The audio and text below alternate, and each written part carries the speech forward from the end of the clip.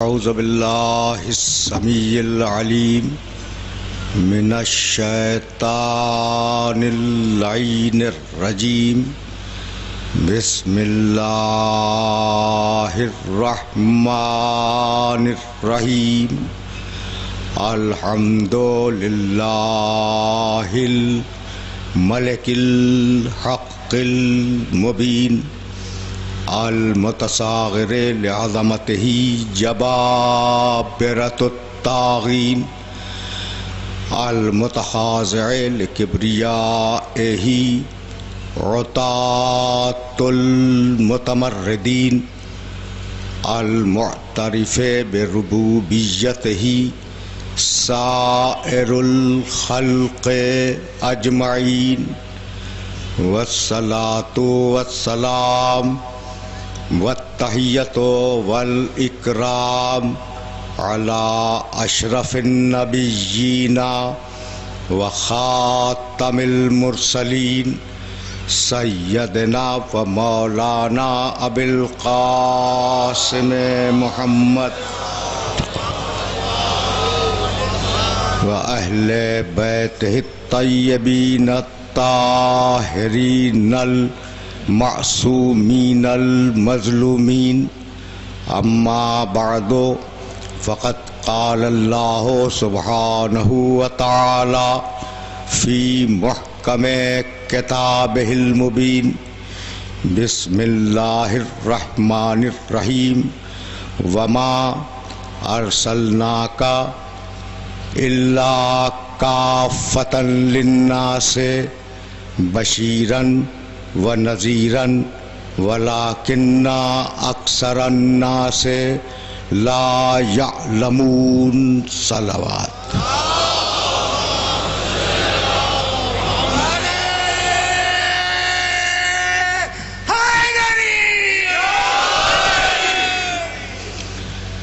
اعزائے محترم، اساس علم اور کتاب الہی کے عنوان سے ہمارا سلسلہ گفتگو اپنے 5ویں مرحلے میں داخل ہو رہا ہے۔ وہ آیت جو مسلسل سرنامہ کلام میں آپ کی خدمت میں ہدیہ کی جا رہی ہے وہ آیہ مبارکہ سورہ سبا کی ہے۔ سورہ سبا قرآن مجید کا 34واں سورہ ہے اور یہ آیہ مبارکہ اس کی 28ویں آیت ہے۔ اس آیہ مبارکہ میں پروردگار عالم نے ارشاد فرمایا کہ وما ارسلناک الا کافۃ للناس، حبیب ہم نے تمہیں پوری انسانیت کے لیے بھیجا ہے، بشیرن و نذیرن، تمہیں خوشخبری سنانے والا بنا کے بھیجا اور تمہیں ڈرانے والا بنا کر بھیجا۔ ولیکن اکثر الناس لا یعلمون، لیکن افسوس یہ ہے کہ انسانوں کی اکثریت اس بات سے واقف نہیں ہے۔ ظاہر ہے کہ کم از کم 5 مرتبہ میرے محترم سننے والوں نے اس آیہ مبارکہ کو سماعت کیا پہلے دن سے آج تک۔ آج ایک لفظ سے بات کو آگے بڑھانا چاہ رہا ہوں، وما ارسلناک الا کافۃ للناس۔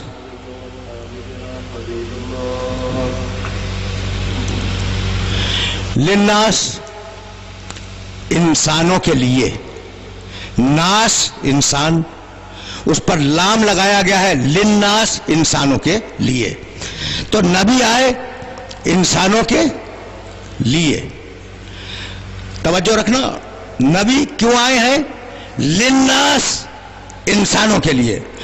جس قرآن نے کہا کہ یہ نبی انسانوں کے لیے آیا ہے، اسی قرآن نے یہ آواز دی کہ قل ان صلاتی و نسکی و محیای و مماتی للہ رب العالمین، میں پورا اللہ کے لیے ہوں۔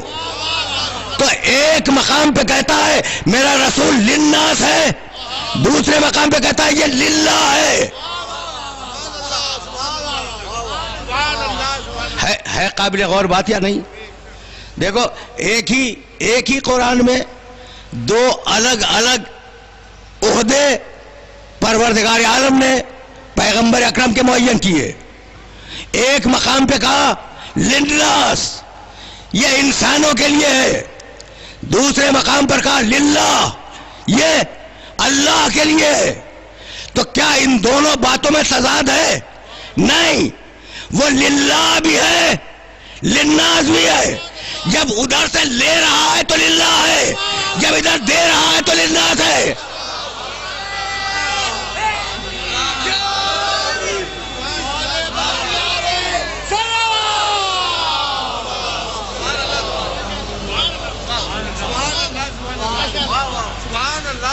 جب ادھر سے لے رہا ہے تو للہ ہے، جب ادھر دے رہا ہے تو للناس ہے. جب ادھر سے لے رہا ہے، بھئی عجیب و غریب مرحلہ فکر ہے. تم ادھر سے کیوں نہیں لیتے؟ تم کیوں نہیں جا کے لے لیتے؟ اس لیے کہ تم اس سے قریب نہیں ہو، اس جیسے نہیں ہو کہ اس سے لے لو. تو جب ادھر سے لے رہا ہے تو اس جیسا، جب ادھر دے رہا ہے تو ان جیسا.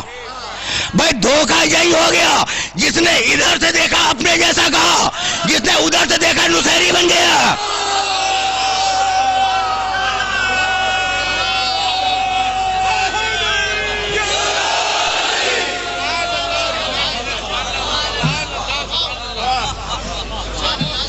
بھائی یہی تو دھوکے کے مواقع ہیں، اور یہی انسان کو سمجھ جانا چاہیے.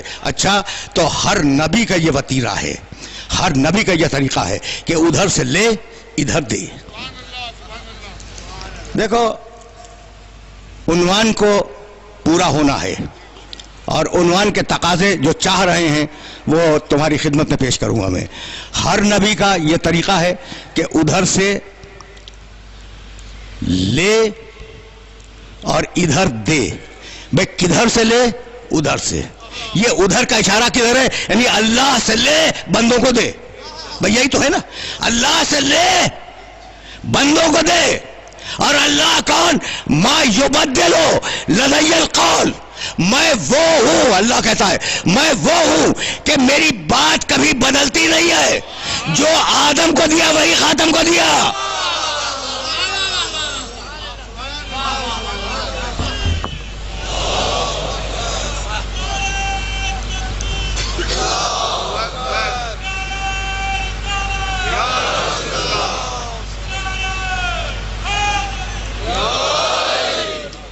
بھئی یہ میسج پہنچ رہا ہے نا، ما یبدلو لدی القول، میرا قول اور میری بات کبھی بدلتی نہیں ہے. تو جب اس کی بات اور اس کا قول بدلتا نہیں ہے تو جنہیں دے گا ان کے قول بھی بدلیں گے نہیں. تو جو آدم کو دیا وہی خاتم کو دیا. بھئی یہی تو سبب ہے کہ بسم اللہ الرحمن الرحیم، ذالک الکتاب لا ریب فیہ ھدی للمتقین الذین یؤمنون بالغیب ویقیمون الصلاۃ ومما رزقناہم ينفقون والذین یؤمنون بما انزل الیک وما انزل من قبلک. ایمان فقط قرآن پہ نہیں ہے، اس سے پہلے جتنی بھی کتابیں آئی سب پر ایمان.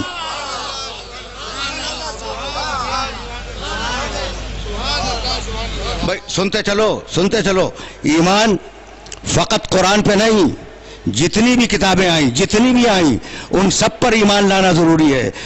دیکھو تاریخ علم اس وقت تک آگے نہیں بڑھ سکتی، اور تہذیب کا ارتقاء اس وقت تک سمجھ میں نہیں آ سکتا جب تک انبیاء کا کردار تمہاری سمجھ میں نہ آ جائے، نظام ہدایت سمجھ میں نہ آ جائے. اس وقت تک تاریخ علم سمجھ میں نہیں آئے گی. تو فکر اسی مقام سے آگے بڑھ رہی ہے کہ اگر تم یہ سمجھتے ہو کہ ہر نبی ایک مختلف بات کہتا ہے تو یہ غلط ہے. قرآن کا بار بار حکم یہ ہے کہ مانو سارے نبیوں کو، مانو ساری کتابوں کو، مگر عمل کرو ایک کتاب پر.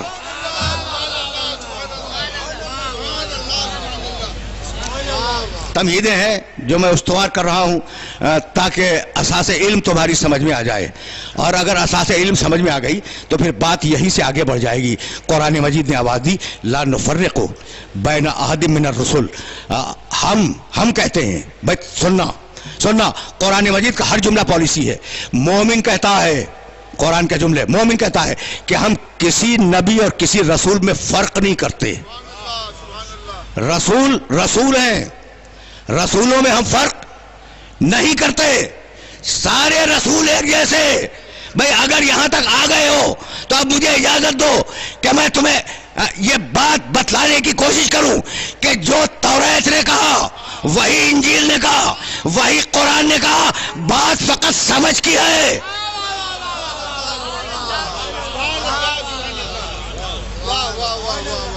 سمجھ کی بات ہے۔ کتابیں ایک نے بھیجی ہیں، انبیاء ایک نے بھیجے ہیں، سارے انبیاء کے پیغامات ایک۔ میں کبھی دلیل دوں گا اپنے ان جملوں کی، اور آج تو میں صرف تمہیدیں استوار کر رہا ہوں۔ سارے انبیاء کے پیغامات ایک، ساری کتابیں ایک۔ بھئی یہی تو سبب ہے نا کہ پروردگار عالم نے جب پیغمبر اکرم کی شان میں یہ ارشاد فرمایا کہ وَإِذْ أَخَذَ اللَّهُ مِيثَاقَ النَّبِيِّينَ لَمَا آتَيْتُكُم مِّن كِتَابٍ وَحِكْمَةٍ ثُمَّ جَاءَكُمْ رَسُولٌ مُصَدِّقٌ لِّمَا مَعَكُمْ لَتُؤْمِنُنَّ بِهِ وَلَتَنصُرُنَّهُ قَالَ أَقْرَرْتُمْ وَأَخَذْتُمْ عَلَىٰ ذَلِكُمْ إِصْرِي قَالُوا أَقْرَرْنَا قَالَ فَاشْهَدُوا وَأَنَا مَعَكُم مِّنَ الشَّاهِدِينَ۔ میں نے ذرا طویل آیت پڑھ دی، لیکن یہ آیت پالیسی ہے، اور اگر ذہنوں میں محفوظ ہو گئی تو وہ فکر جو میں تمہارے سامنے پیش کر رہا تھا وہ فکر تمہارے سامنے واضح ہو جائے گی۔ وَإِذْ أَخَذَ اللَّهُ مِيثَاقَ النَّبِيِّينَ، حبیب اس وقت کو یاد کرو جب اللہ سارے انبیاء سے عہد لے رہا تھا۔ حبیب اس وقت کو یاد کرو۔ ترجمہ کر دیا میں نے، تشریح نہیں کروں گا۔ حبیب وَإِذْ اس وقت کو یاد کرو اخذ اللہ میثاق النبیین، جب اللہ نے سارے انبیاء سے میثاق لیا۔ کیا میثاق لیا، کیا عہد لیا؟ لما آتیتکم من کتاب و حکمت، جب میں تمہیں کتاب دوں گا، جب میں تمہیں حکمت دوں گا، ثم جاءکم رسول، اور پھر آخر میں ایک رسول بھیجوں گا، مصدق لما معکم، اور وہ تمہاری ہر بات کی تصدیق کرے گا۔ بھئی یہی جملہ تو پالیسی میکنگ ہے۔ بھئی اسی جملے پہ تو روکنا ہے اپنے سارے سننے والوں کو، وہ ہر بات کی تصدیق کرے گا۔ بھئی توجہات مبذول رہے، تمہارے احکام کی تصدیق میرا محمد کرے گا، تمہارے اقوال کی تصدیق میرا محمد کرے گا، تمہاری کتابوں کی تصدیق میرا محمد کرے گا، تم نے ہدایت کیسی کی میرا محمد کرے گا، تمہارے معیار ہدایت کی تصدیق میرا محمد کرے گا۔ تو کتاب کی تصدیق تو ممکن ہے کہ میں کتاب دیکھ کے تصدیق کر دوں، لیکن نبی نے ہدایت کیسی کی اس کی تصدیق اس وقت تک ممکن نہیں ہے جب نبی کو آنکھ سے نہ دیکھے۔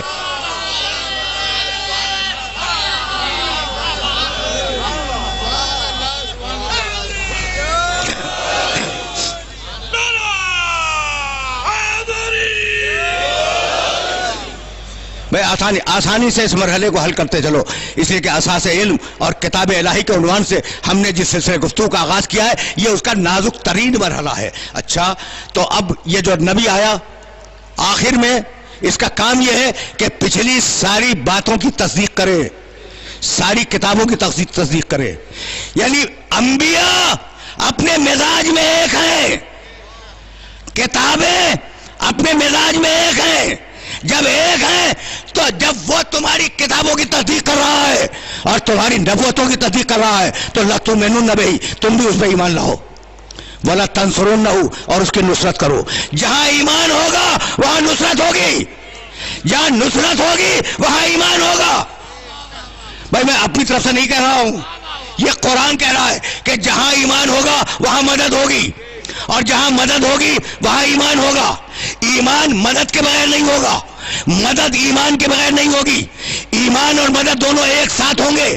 قرآن کا یہ فارمولہ تمہاری سمجھ میں آ گیا کہ جہاں مدد ہوگی وہی ایمان ہوگا، اور جہاں ایمان ہوگا وہی مدد ہوگی۔ اب مجھے نہیں معلوم کہ ابو طالب مومن تھا یا نہیں، لیکن مدد تو ثابت ہے نا۔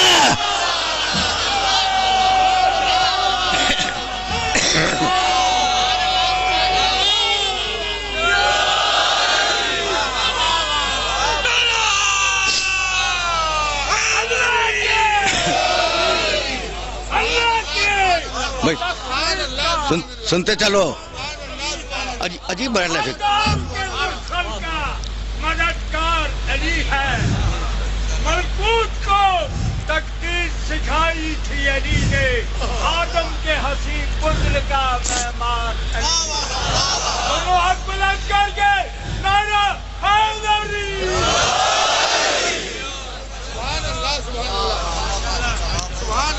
بھائی سننا, خدا کی قسم سننا, اس لیے کہ میں نے جو آیت مبارکہ پڑھی ہے اس کا پورا ترجمہ نہیں کیا, اور اس کے بعد کی ایک آیت اور پڑھوں گا اور اس کے بعد سلسلہ فکر آگے بڑھ جائے گا. لَتُؤْمِنُنَّ بِهِ وَلَتَنْصُرُنَّهُ. دیکھو جب آخری رسول آ جائے تو اس پر ایمان بھی لاؤ, اس کی مدد بھی کرو. قالو, پوچھا کہ تم اقرار کرتے ہو؟ قالو اقررنا, کہا کہ ہاں پروردگار ہم اقرار کرتے ہیں, ہم اقرار کرتے ہیں کہ جب وہ آئے گا تو ایمان بھی لائیں گے, نصرت بھی کریں گے. قال فشہدوا, کہا سنو گواہ رہنا کہ تم نے اس پر ایمان لانے کا بھی وعدہ کیا ہے اور اس کی مدد کرنے کا بھی وعدہ کیا ہے. فشہدوا وانا معکم من الشاہدین, اور میں بھی تمہارے ساتھ گواہی دینے والوں میں ہوں. شریک کا لفظ میں نے جان بوجھ کے استعمال نہیں کیا, میں بھی تمہارے ساتھ گواہی دینے والوں میں ہوں. اب آگے کی آیت پڑھوں, فمن تولی بعد ذالک فاولئک هم الفاسقون. اس اقرار کو ماننے کے بعد جو اس اقرار سے منہ کو پھیر لے وہ فاسق ہے. کیا کمال کی بات ہے بھئی. اب مقام ختم نبوت اگر اب بھی سمجھ میں نہ آئے تو میرے پاس الفاظ نہیں ہیں. کہتا ہے ایمان لاؤ میرے محمد پر, نصرت کرو میرے محمد کی, گواہ رہنا کہ تمہیں ایمان لانا ہے محمد پر, نصرت کرنی ہے محمد کی, اور اگر تم نے منہ پھیر لیا تو ہم نے بھی تم سے منہ پھیر لیا. بھائی توجہ رہے, محمد اتنا بڑا ہے کہ اگر انبیاء ایمان نہ لائے تو ان کی رسالتیں بیکار ہو جائیں.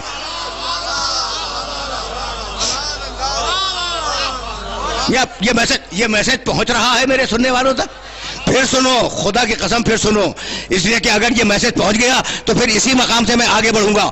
تمہیں اس مقام پہ روک رہا ہوں.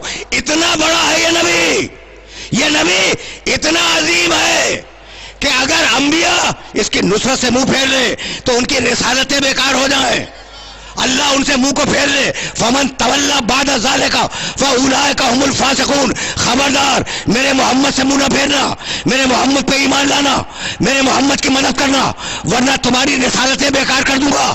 تو محمد وہ ہے کہ اگر نبی اس پہ ایمان نہ لائے تو ان کی رسالتیں بیکار ہو جائے, اور اسی محمد سے اللہ نے کہا کہ اگر وہ نہ پہنچایا تو تیری رسالت بیکار ہو جائے گی.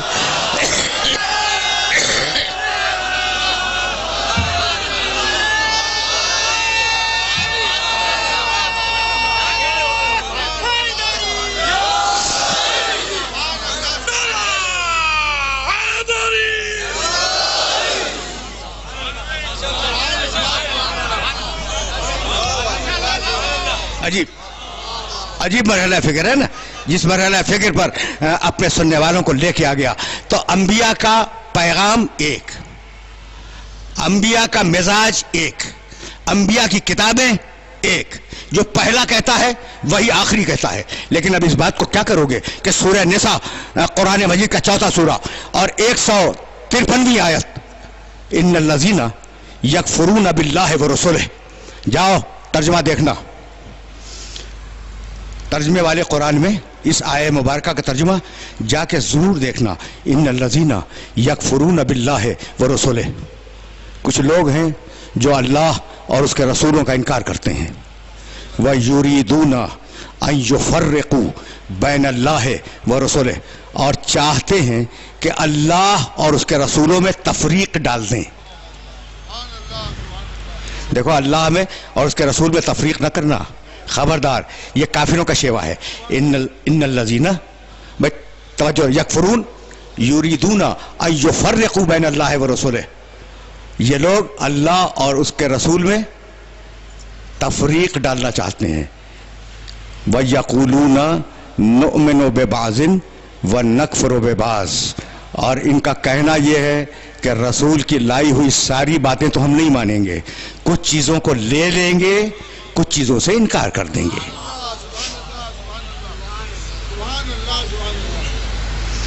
میسج پہنچ رہا ہے آئے مبارکہ کا؟ پھر دیکھو جب تک مثال نہ دی جائے بات واضح ہوتی ہی نہیں ہے۔ یریدون ان یفرقوا بین اللہ ورسولہ ویقولون نؤمن ببعض ونکفر ببعض، ہم پورے دین کو نہیں لیں گے رسولوں سے، کچھ چیزوں کو لے لیں گے اور کچھ چیزوں کا انکار کر دیں گے، جبکہ اللہ کا مطالبہ یہ ہے کہ دین لو تو پورا لو، اگر نماز لی ہے تو طریقہ نماز بھی لو، اور اگر روزہ لیا ہے تو وقت افطار بھی لو۔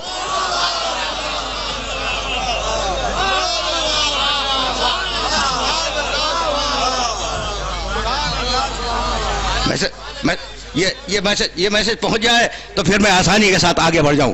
اچھا تو یقولون نؤمن ببعض ونکفر ببعض، یہ کہتے ہیں کہ ہم بعض باتوں کو قبول کریں گے اور بعض باتوں کو آدھا لیں گے، آدھا دین لیں گے اور آدھے دین سے انکار کر دیں گے۔ سمجھ میں آیا بھئی؟ کچھ بات سمجھ میں آئی کہ یہ پورا دین لینے کے لیے تیار نہیں ہے، کہتے ہیں کہ آدھا دین لیں گے، آدھے دین سے انکار کر دیں گے۔ یعنی رسول اگر دو چیزیں دے کے جائے گا،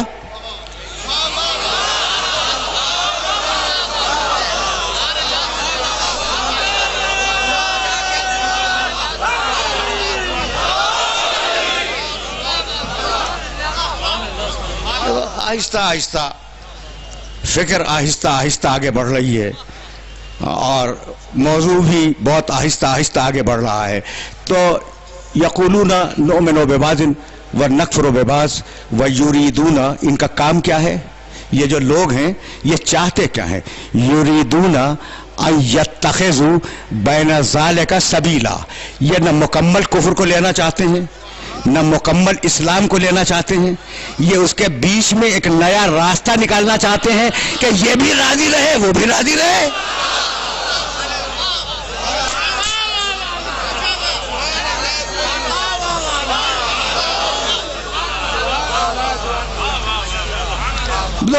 دونوں راضی رہے۔ بھائی توجہ رہے، توجہ رہے، اس لیے کہ اب لایا ہوں میں اس نازک مرحلے فکر پر، دین ایک، پیغام ایک، کتابیں ایک، انبیاء کا مشن ایک۔ پھر یہ افتراق کہاں سے آیا؟ یہ افتراق کہاں سے آ گیا؟ یہ اتنے سارے اختلافات جو پیدا ہو گئے، کسی ایک دین کی بات نہیں کر رہا ہوں، جس دین کو اٹھا کے دیکھو اس میں اختلاف ہے۔ بھئی یہ کہاں سے آ گئے؟ کہہ کے چلا تھا کہ لأغوینہم اجمعین، ساری انسانیت کو گمراہ کروں گا۔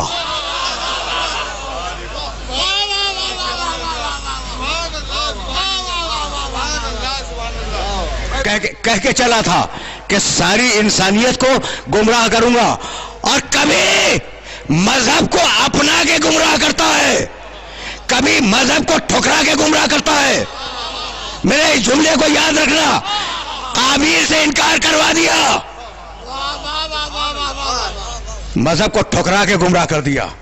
اور جب نوح علیہ السلام کا زمانہ آیا تو چونکہ نوح علیہ السلام کے زمانے میں چھوٹی سی آبادی تھی، مٹی گیلی تھی اس زمانے کی، اور لوگ اس سے مختلف مورتیں بنا رہے تھے، دماغ میں ڈال دیا، توجہ رہے، دماغ میں ڈال دیا کہ بھئی یہی ہے تمہارے پیدا کرنے والے، یہ جو تم نے اپنے ہاتھ سے بنا لیے ہیں، یہ جو تم نے اپنے ہاتھ سے بنائے ہیں ان کی عبادت کرو، یہ جو تم نے اپنے بت سمجھتے ہو نا، بت، یہ جو تم نے اپنے ہاتھ سے بنائے ہیں ان کی عبادت کرو۔ تو احمق تھے، احمق تھے، اپنے ہاتھ کے بنے ہوئے کو پوج رہے تھے۔ اب وہ حماقت تو نہ رہی، لیکن اپنے ہاتھ کے بنے ہوئے کو مان رہے ہیں یا نہیں؟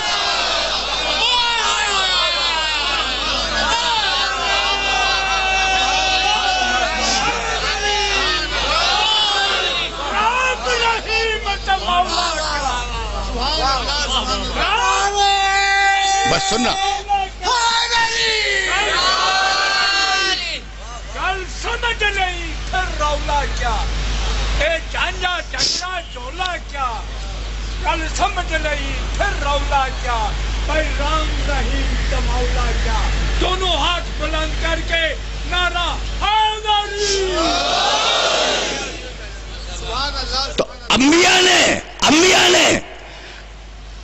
وجود خدا کے عقیدے کو اس طریقے سے راسخ کر دیا تھا کہ اب یہ تو نہیں کر سکتا تھا ابلیس کہ لوگوں کو وجود خدا سے بھٹکا دے.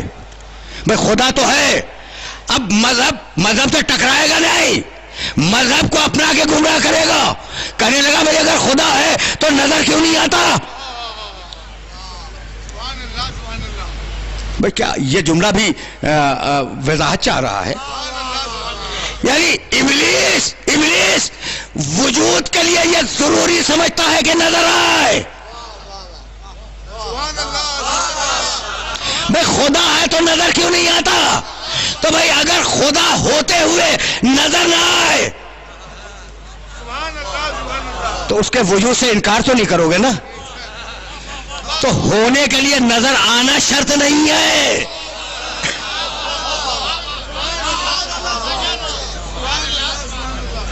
دیکھو بہت آسانی کے ساتھ گزروں گا.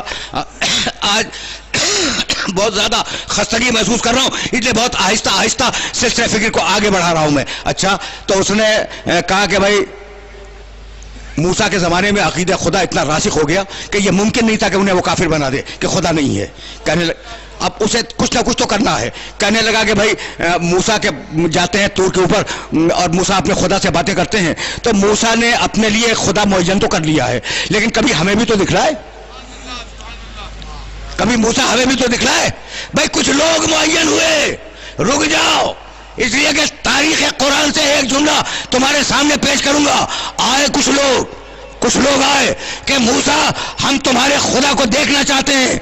سورہ نساء میں پروردگار نے آواز دی، یسألوک اہل الکتاب ان تنزل علیہم کتاب من السماء فقد سألوا موسیٰ اکبر من ذلک وقالوا ارنا اللہ جہرۃ فاخذتہم الصاعقۃ بظلمہم. آرام سے ترجمہ سننا اس آیت مبارکہ کا. حبیب، یہ یہودی تیرے پاس آ کر سوال کرتے ہیں. کون کرتے ہیں؟ یہودی. یسألوک اہل الکتاب ان تنزل علیہم کتابا من السماء. یہ یہودی تجھ سے آگے کہتے ہیں کہ ہم پر بھی براہ راست ایک کتاب اتروا دیں، ہم پر بھی براہ راست ایک کتاب اتروا دیں، ہمیں آپ کی ضرورت نہیں ہے، ہمیں براہ راست ایک کتاب مل جائے. تو حبیب مت گھبراؤ ان کے اس مطالبے سے. فقط سألوا موسیٰ اکبر من ذلک، یہ تو موسیٰ سے اس سے بھی بڑا سوال کر چکے ہیں. کیا کر چکے ہیں؟ ارنا اللہ جہرۃ، کہ ہمیں خدا دکھلا دو. تو یہودیوں کے دو مطالبے، موسیٰ سے مطالبہ خدا دکھلا دو، محمد سے مطالبہ تم نہیں چاہیے، تمہیں ہم قبول نہیں کریں گے، ہمیں کتاب چاہیے، ہم تمہیں نہیں چاہتے. بھائی توجہ ہے، موسیٰ سے کہا خدا دکھلا دو، محمد سے کہا ہمیں براہ راست کتاب دے دو. تو اب جہاں رسول سے ہٹ کے تنہا کتاب مانگی جائے اور خدا کو دیکھنے کا عقیدہ رکھا جائے، یہودیت وہاں ہے، کہیں اور نہیں ہے.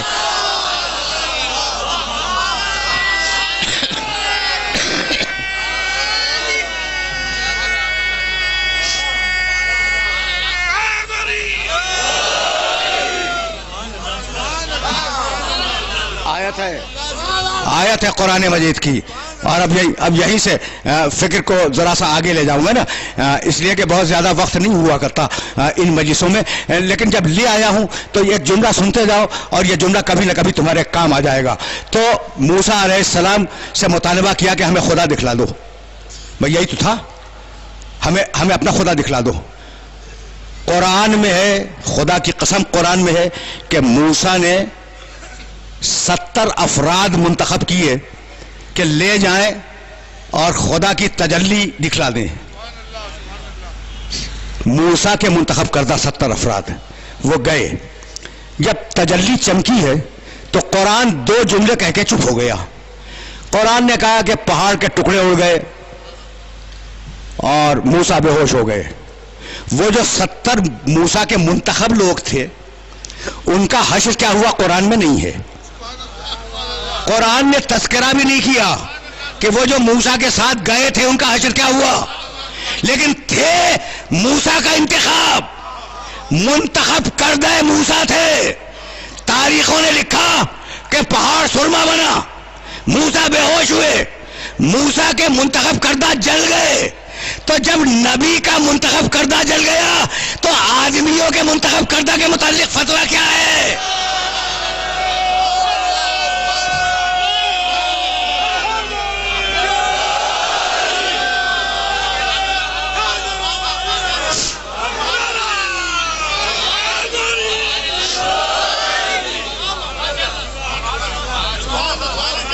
اب میں یہ جملہ چونکہ کہہ چکا ہوں، کہنا تو نہیں چاہ رہا تھا، لیکن نوجوان دوستوں کا اجتماعی حافظہ ظاہر ہے کہ مضبوط نہیں ہوا کرتا، تو یہ جملہ تو کہہ دوں، ہے موسیٰ کے ساتھی، ہے موسیٰ کے ساتھی، موسیٰ کے ساتھی ہیں، اور اتنے کمال کے ساتھی ہیں کہ موسیٰ نے انہیں منتخب کیا ہے پوری قوم میں سے، اور ہیں موسیٰ کے پہلو میں، تو پہلو میں ہونا جلنے سے نہیں بچایا کرتا۔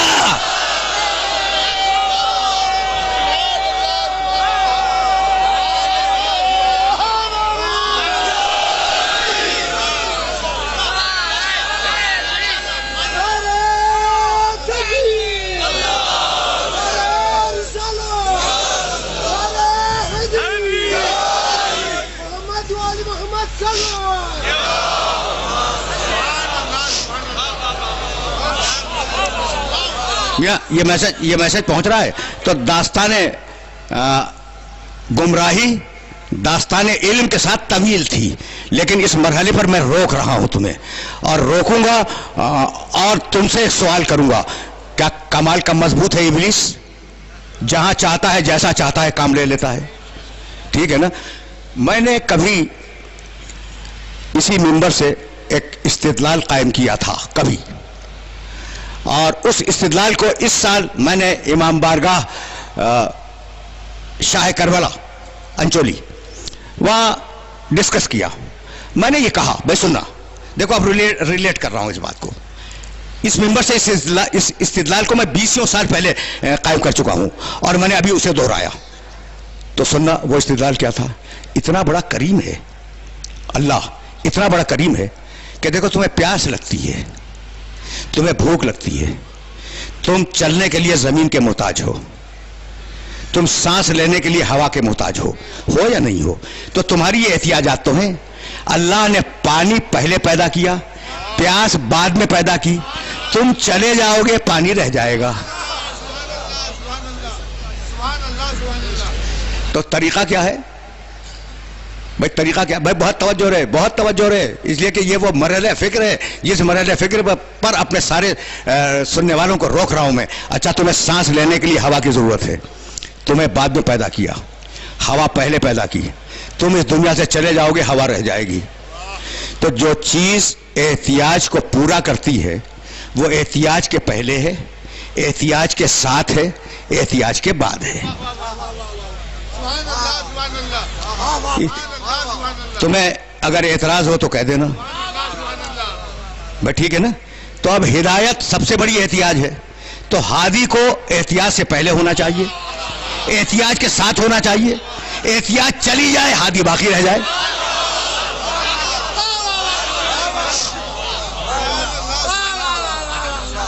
بھئی یہی تو ہے نا، یہ استدلال میں قائم کر کے آ رہا ہوں، خدا کی قسم۔ یہ استدلال میں نے یہاں کبھی بیان کیا تھا، اور اسے ابھی 2-4 دن پہلے میں قائم کر کے پھر آ رہا ہوں، اور بڑی ڈیٹیل کے اندر۔ لیکن اب میں تم سے پوچھنا چاہ رہا ہوں کہ بھئی اب اصول تو یہ ملا کہ ہدایت پہلے ہو، گمراہی بعد میں ہو۔ بھئی یہی تو اصول ملا نا کہ ہدایت پہلے ہو، گمراہی بعد میں ہو۔ لیکن عجیب مرحلہ ہے، ابلیس پہلے ہے، آدم بعد میں ہے۔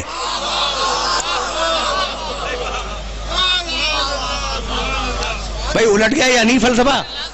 یہ فلسفہ الٹ گیا یا نہیں الٹ گیا کہ بھئی گمراہ کرنے والا پہلے، ہدایت کرنے والا بعد میں؟ خدا کی قسم، اللہ کا قانون الٹ نہیں سکتا۔ لا تبدیل لخلق اللہ، لن تجد لسنت اللہ تبدیلا۔ غلطی یوں ہوئی کہ تم نے آدم کو پہلا مان لیا، کنت نبیا وآدم بین الماء والطین۔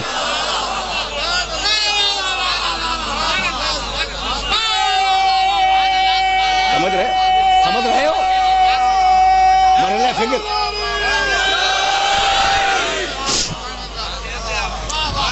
کیا مجال ہے کہ کے بھی پہلے ہو، میرا نبی پہلے تھا.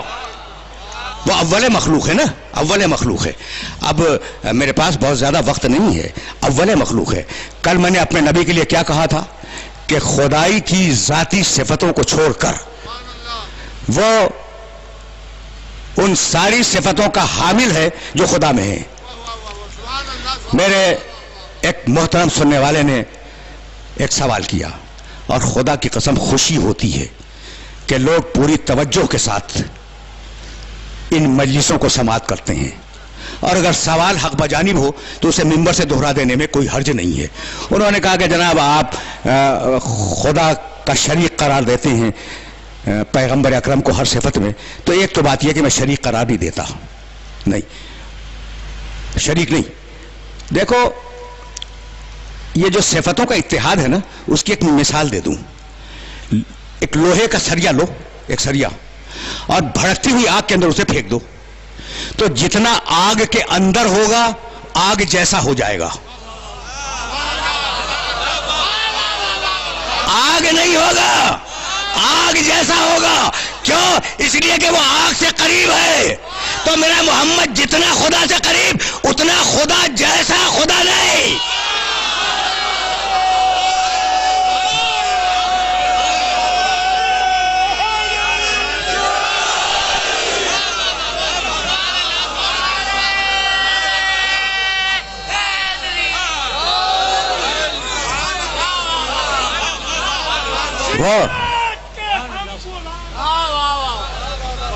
سیرت کہ ہم غلام ہیں، صورت ہوئی تو کیا ہوا، سرخ و سفید مٹی کی مورت ہوئی تو کیا ہوا.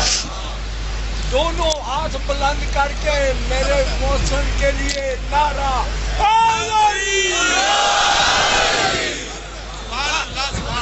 یہ میرے بزرگ ہر کچھ دیر کے بعد مجھے سانس لینے کا موقع فراہم کر دیتے ہیں. اللہ ان کے سائے کو قائم رکھے.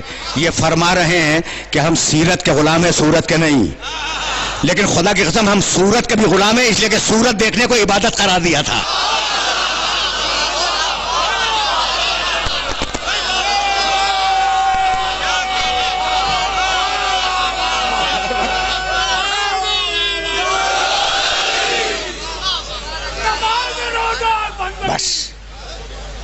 نماز روزہ بندگی جو فرض عین ہے، جنت اسی کو ملے گا جو طالب حسین ہے.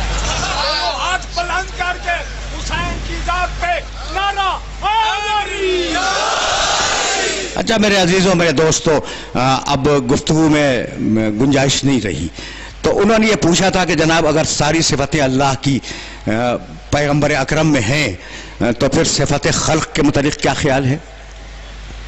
میاں اعلیٰ الخلق والامر، ساری خلق کی خصوصیتیں اللہ کے ساتھ مخصوص ہیں، ٹھیک ہے نا. لیکن اب اس بات کو کیا کرو گے کہ عیسیٰ علیہ السلام کا جملہ قرآن میں موجود ہے، اخلقو من الطین کحیات الطیر باذن اللہ، میں خلق کرتا ہوں اللہ کے اذن سے. تو اگر چھوٹا نبی اذن الہی سے خلق کر سکتا ہے تو بڑے نبی کے متعلق آپ کا فتویٰ کیا ہے؟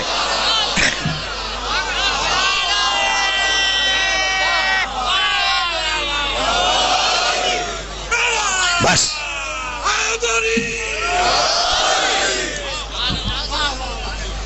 بس آج کا مشن صرف اتنا ہے کہ کچھ بھی سمجھو میرے نبی کو اپنے جیسا نہ سمجھو. بس اگر دنیا نے یہ عقیدہ رکھا ہوتا کہ نبی پیدائشی نبی ہوتا ہے تو کبھی کسی میں یہ جرات نہ ہوتی کہ کہتا کہ نبی ہم جیسا. اس لیے کہ آپ تو پیدائشی جاہل آئے ہیں.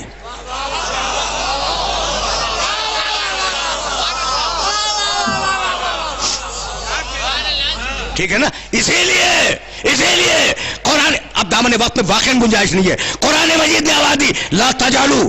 خدا کی قسم دیکھنا، یہ جو میں نے جملہ کہا ہے نا، اس کی دلیل ہے محمد ہم جیسا.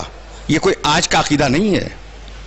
وہ جو لوگ تھے نا پیغمبر اکرم کے زمانے میں، وہ جب آتے تھے تو بے تکلفی میں پکارتے تھے نعوذ باللہ یا محمد، اے محمد. جیسے میں آپ کو پکار لیتا ہوں، آپ مجھے پکار لیتے ہیں، نام لے کے پکارنا، ٹھیک ہے نا؟ قرآن نے ڈانٹ دیا، لا تجعلوا دعاء الرسول کا دعائے بعضکم بعضا، خبردار میرے محمد کو ویسے نہ پکارو جیسے تم اپنے دوستوں کو پکارتے ہو. اگر تم جیسا ہوتا تو ہم اجازت دے دیتے.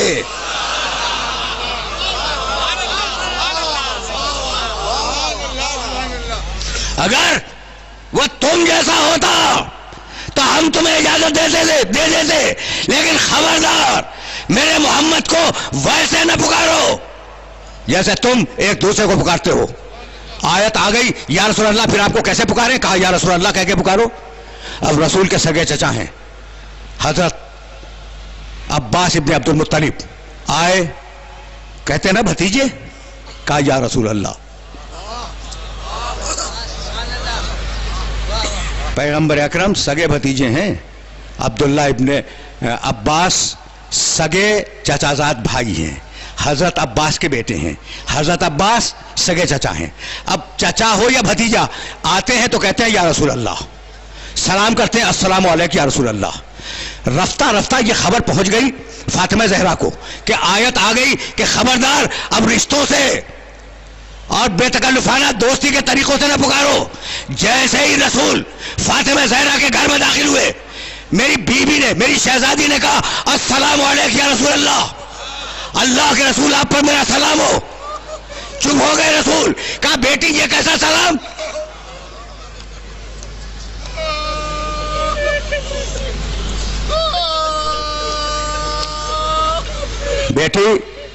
بیٹی یہ کیسا سلام ہے؟ کہا بابا ابھی تو آیت آئی ہے کہ رسول کو ویسے نہ پکارو جیسے تم اپنے رشتہ داروں کو پکار لیتے ہو. تو کہا کہ نہیں بیٹی تو مجھے باپ کہہ کر پکار. فَإِنَّهَا أَحْيَا لِلْقَلْبِ وَأَرْضَى لِلرَّبِّ، اس لیے کہ اسی بات سے میں خوش ہوتا ہوں اور میرا اللہ خوش ہوتا ہے. یعنی محمد سب کے لیے رسول ہے، فاطمہ کے لیے باپ ہے. بھائی یہ جملہ پوری طرح محسوس کرو تو پھر میں آگے بڑھ جاؤں. یعنی محمد پہچانا جائے گا فاطمہ کے باپ کے حوالے سے. نہیں، میں جملہ بدل رہا ہوں. ہم فاطمہ تو بابوہا، کون ہے چادر میں؟ فاطمہ ہے، اس کا باپ ہے.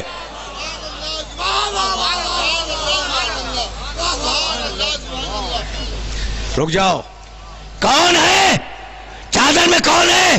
فاطمہ ہے، اس کا باپ ہے. یعنی محمد کو پہچانوایا گیا فاطمہ کے ذریعے سے. اب اگر جسارت نہ ہو تو میں عرض کروں، آدم پہچانے گئے محمد سے، نوح پہچانے گئے محمد سے، ابراہیم پہچانے گئے محمد سے، موسیٰ پہچانے گئے محمد سے، عیسیٰ پہچانے گئے محمد سے، توریت و انجیل پہچانی گئی محمد سے، قرآن پہچانا گیا محمد سے. حال یہ ہے کہ اللہ پہچانا گیا محمد سے اور محمد پہچانا گیا فاطمہ زہرا سے.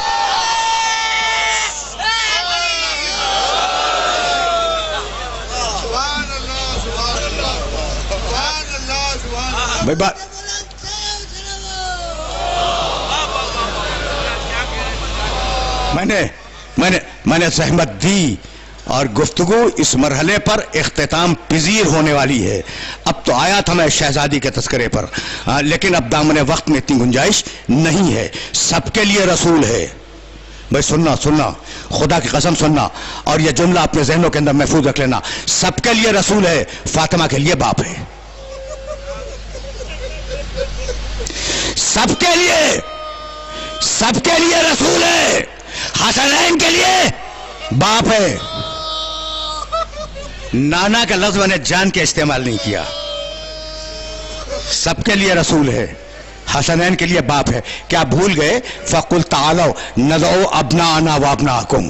کل پھر صحیح اور گفتگو اسی مرحلے سے آگے بڑھ جائے گی. اب دامن وقت میں گنجائش نہیں ہے، لیکن شرط یہ ہے کہ میرے نوجوان دوست مجھے یاد دلائیں. ابناءنا کو واضح کروں گا، ابناءنا میرے بیٹے. کمال ہو گیا خدا کی قسم. فَقُلْ تَعَالَوْا نَدْعُوا أَبْنَاءَنَا، ہم اپنے بیٹوں کو لائیں گے. حسن حسین رسول کے بیٹے.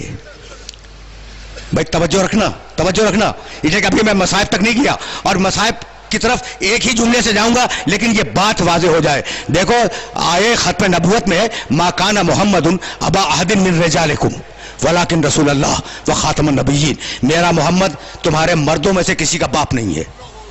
جب وہ باپ نہیں ہے تو یہ حسنین بیٹے کیسے ہو گئے؟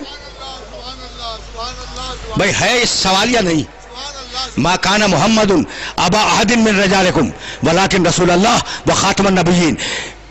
محمد تمہارے مردوں میں سے، رجالکم تمہارے مردوں میں سے کسی کا باپ نہیں ہے. جب باپ نہیں ہے تو حسنین اس کے بیٹے کیسے ہو گئے؟ حسنین کا باپ کیسے ہو گیا؟ بھائی آیتوں میں تو خود موجود ہے. یہاں کا رجالکم تمہارے مردوں کا باپ نہیں ہے، اور یہاں کا ابنانا میرے بیٹے. تمہارے مرد اور ہیں، میرے بیٹے اور ہیں.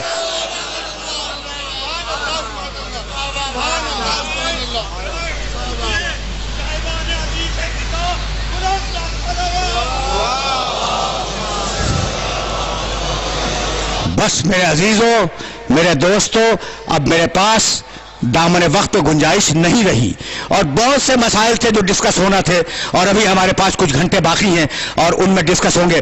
تو محمد پہچانا جائے فاطمہ کے حوالے سے. بھائی توجہ رہے، اسے کیا جملہ کہنا چاہ رہا ہوں، ساری کائنات پہچانی جائے محمد کے حوالے سے. محمد پہچانا جائے فاطمہ زہرا کے حوالے سے، اور بازار شام میں فاطمہ پہچانی جائے زینب کے حوالے سے.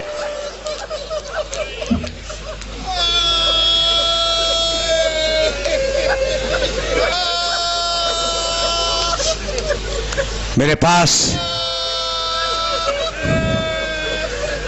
پاس اتنا وقت نہیں ہے کہ میں اس بی بی کے بیٹوں کا تذکرہ کروں. اس بی بی کے بیٹوں کا تذکرہ انچولی کی امام بارگاہ میں کروں گا آج شب میں. لیکن ایک جملہ تو مجھے کہنے کی اجازت دے دو. جب حسین ابن علی چلنے لگے ہیں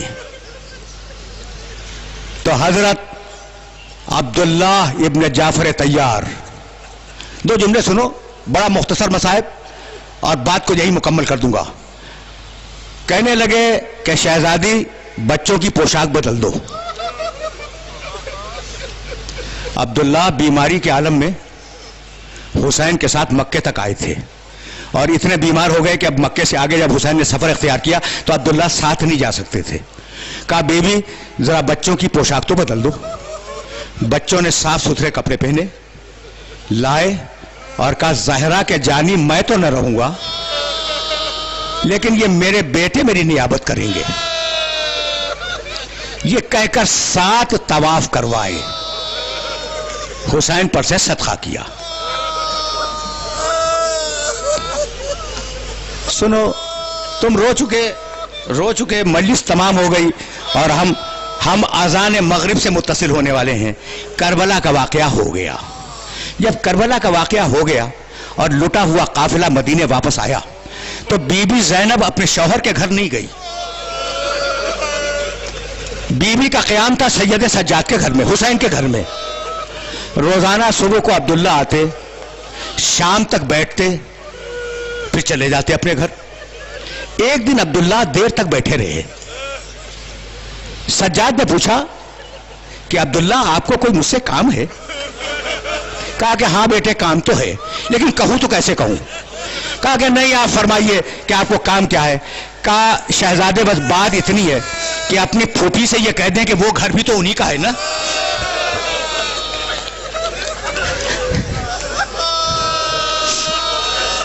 وہ گھر بھی تو انہی کا ہے. کسی دن آئے اور اپنے گھر میں بھی کچھ وقت گزارے. سجاد نے کہا پھوپھی اماں عبداللہ کی خواہش ہے کہ آپ ان کے گھر میں کبھی تشریف لے جائیں. روئی شہزادی، روئی اور کہا بیٹے جب بھائی نہ رہا تو کیسا گھر، جب بیٹے نہ رہے تو کیسا گھر. کہا نہیں پھوپھی اماں عبداللہ کا اصرار ہے اور عبداللہ کی خواہش ہے، آپ ایک مرتبہ ضرور جائیں عبداللہ کے گھر میں. عبداللہ شہزادی کا شوہر ہے، یہ ذہن میں رہے. بی بی آئی، گھر میں عبداللہ نہیں تھے. بس آخری جملہ سنو. تم نے گریہ کیا، مجلس تمام ہو گئی. عبداللہ گھر میں نہیں تھے. بی بی آئی اور ایک ٹیلے پر آ کے بیٹھ گئی. کچھ سوچ کر آنکھوں میں آنسو آ گئے کہ یہ وہ گھر تھا جس میں میں بیاہ کے آئی تھی. اس گھر میں میری اولادیں پیدا ہوئیں، میرے چھوٹے چھوٹے بچے اس گھر میں کھیلے. بی بی سر کو جھکائے ہوئے رو رہی تھی. اتنے میں عبداللہ داخل ہوئے. عبداللہ نے غور سے بی بی کو دیکھا اور کہا اے عورت تو کون ہے جو میرے گھر میں بیٹھی ہوئی رو رہی ہے؟ بی بی نے سر اٹھایا، کہا عبداللہ آپ کیوں پہچانو گے؟ بچوں کو گنوا کے آ گئی.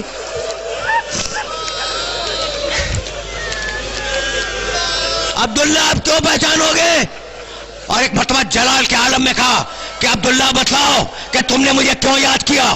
کیا یہ پوچھنا چاہتے ہو کہ تمہارے بیٹے لڑے کیسے؟ کہا نہیں بی بی نہیں، وہ تو غلام زادے تھے، اپنے آقا پہ قربان ہو گئے.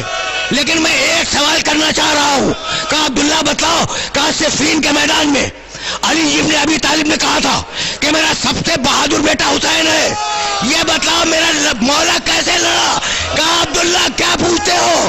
جب حسین اکیلے ہو گئے تو دونوں ہاتھوں میں تلواریں لی، حملہ کرتے جاتے تھے اور یہ کہتے جاتے تھے اب بوڑھے کی جنگ دیکھو، اب اس باپ کی جنگ دیکھو جس کا جوان بیٹا مارا گیا، اب اس شخص کی جنگ دیکھو جس کا جوان بھائی مارا گیا، اب اس کی جنگ دیکھو جس نے 6 مہینے کے بچے